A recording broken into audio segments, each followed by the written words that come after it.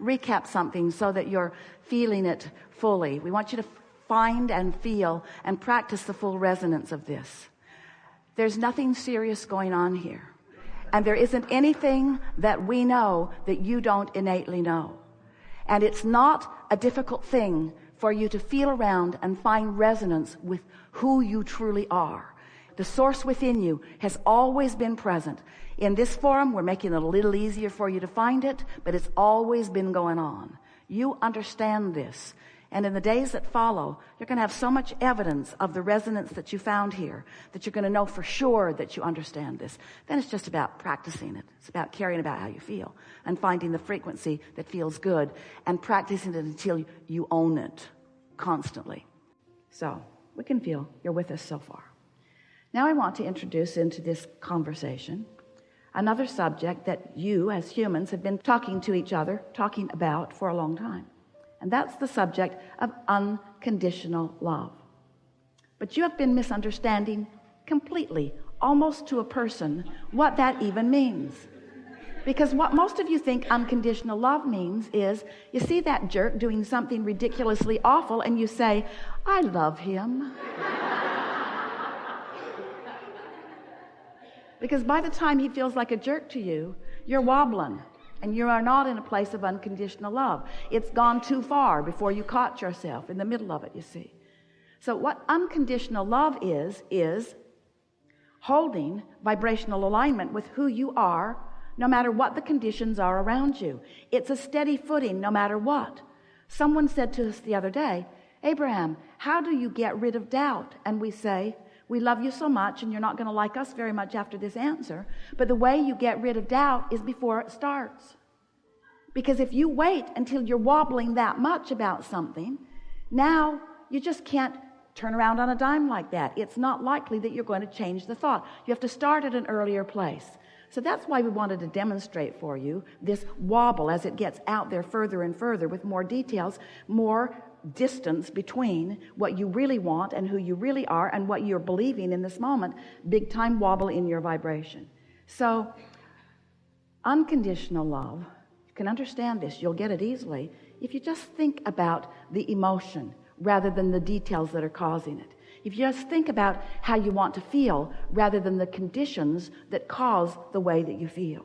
Just go there in your mind for a moment. Just think about what it feels like to feel love.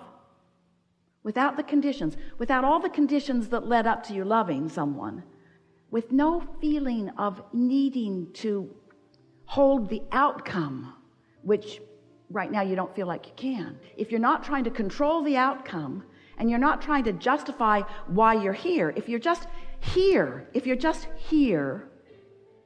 can you feel how you could, if you would try just a little bit, you could find an emotion? So Tracy doesn't want us to tell you this story, but we're going to tell it to you anyway. And Esther's not sure she wants us to tell it to you, but we're going to tell it to you anyway. Because we tell stories unconditionally. We don't give a rip what you think. So Esther and her family were at the Spurs game the other night. Spurs are the basketball team in San Antonio. And they are in the championship. It's the finals. And it was the first game of the 7-game series. And Esther is hooked on it. So they are at the game. And the air conditioner in the stadium was not working. And there are 18,000 people in there. And it was hot. San Antonio. So everyone was fanning themselves and the crowd was having a good time. And they are playing the Miami Heat, which Esther blames them for the heat. So the game is unfolding and it is not really looking as good as Esther wants it to look for the Spurs. She can feel the energy is down. The other team is doing better. The other team is a bit ahead. Esther has seen this before. She's been watching lots of the games. She sees when the momentum starts tipping one way or the other sometimes. And so she's sitting and she's thinking about it and she's enjoying it. And she, like the other 18,000 people, is fanning herself with the fan. And Tracy says to her mother, as she has decided that she's going to clean up her vibration by making a list of positive aspects. Coach Popovich was the coach of the year this year. And we do have home court advantage. And we have the best record this year. And Esther said, you know, Tracy, that feels like an old process. Because I can feel the effort in it, can't you? Can't you feel that it's like we're trying to talk ourselves into something? Can't you feel the strain in it? Because Tracy was sort of frantically going down her list, positive aspects. We've got to help these guys. And Esther said, do you remember the video that you sent me a few days ago? It's a video about the San Antonio Spurs. Someone put it together. It's so lovely.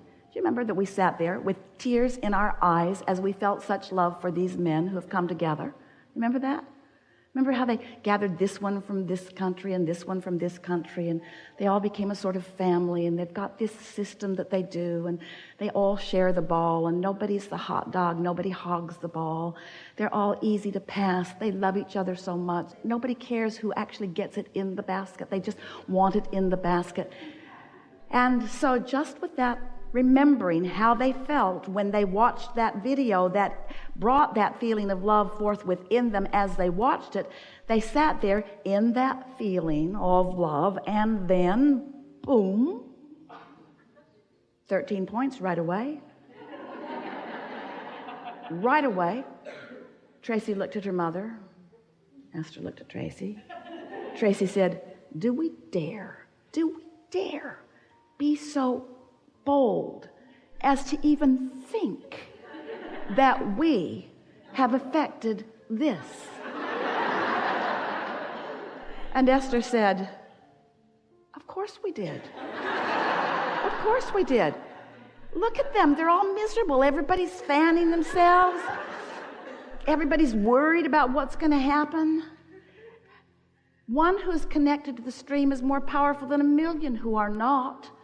Find that place of unconditional love. Esther's been practicing that quite a bit lately. She's been practicing finding that place of unconditional love. It's not the easiest thing in the world to do when there's conditions all around you that are demanding your attention, but you can do it. And if you can find that place of unconditional love, loving because that's who you are, loving because that's who you are, loving because that's all that you are. And we want to say to you, that when you find that place at the center, that place of unconditional love, when you let the conditions that have been hindering you fall by the wayside so that they are not a factor in what you got going on. Now, it's just you and what you want and the energy that creates worlds flowing through you for the creation of whatever matters to you. We are not kidding you about this one little bit. We are not encouraging you to try to create the reality of anybody else.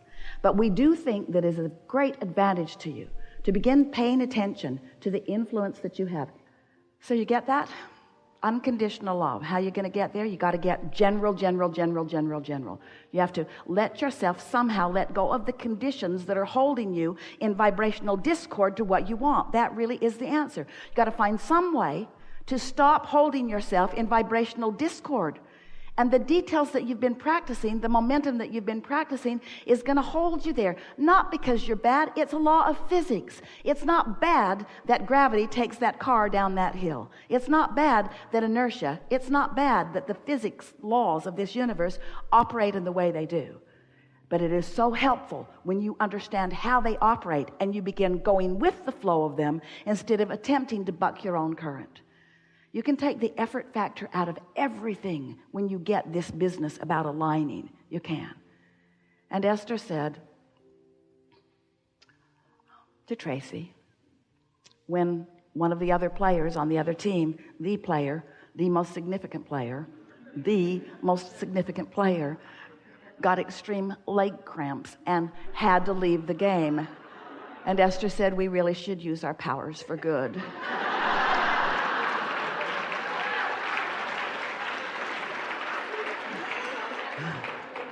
we want you to know you can't do other than that. You cannot tap in to unconditional love and ever bring harm to anyone. But you can be or do or have anything that this time-space reality has activated within you as a desire. There is nothing off limits for you. You just have to stop limiting yourself with contradictory beliefs. You got to get to the heart, and you can. So, do you know you create your own reality? Do you know that it's a vibrational universe? Do you know that things are always working out for you, and the evidence of them working out for you is happening in this moment to the degree that you are soft and compliant and allowing it, and that you are the one that builds the shell around you and makes it a rougher ride than it needs to, but you could soften that shell and it would be a less rough ride. Do you get that? And that what is happening to you has nothing to do with anyone else on the planet, except that you're reacting to the way they're reacting to you and messing up what you're doing with your vibrational reality, that with your vibrational environment.